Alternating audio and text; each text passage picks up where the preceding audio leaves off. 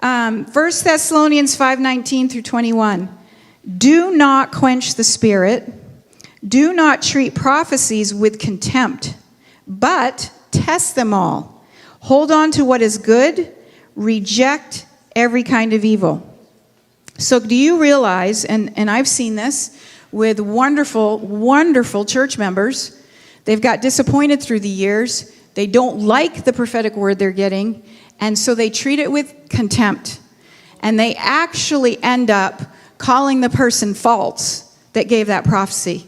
And pretty soon, they're not in the church.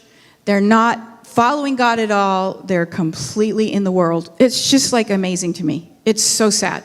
But it happens over and over and over again. So these are God's words. You quench the Holy Spirit when you treat prophecies with contempt. You can lose out on the blessing of the word that's spoken to you by your attitudes and your actions or inactions. We are so strong on, we've passed these postcards out to you. We are so strong with a few directions that just help on accountability. You just can't go around and expect that prophetic word is going to take hold and bring forth and birth the thing in you if it's all you and Jesus and you're not going to let anybody have anything to do with it or bring accountability or bring some maturity to what you have heard. So it's important that we do that. Instead of despising the gift, we're encouraged to what? Test it and weigh it. And every good prophecy should be written out, meditated on.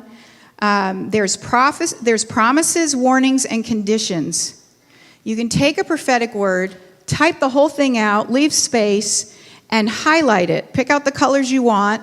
What are the promises to you? Most of the time when we get a prophetic word, we hear in that moment what we want to hear. And we may hear something we don't want to hear, so we shut down. When you later remove yourself from the situation, you listen, you type it out, and then you sit down with somebody else who's seasoned, and you're like, oh my goodness, there's a thread in here. There's a thread in here, and I didn't see it before. All I heard was this. It's amazing. It's really, really important to do that.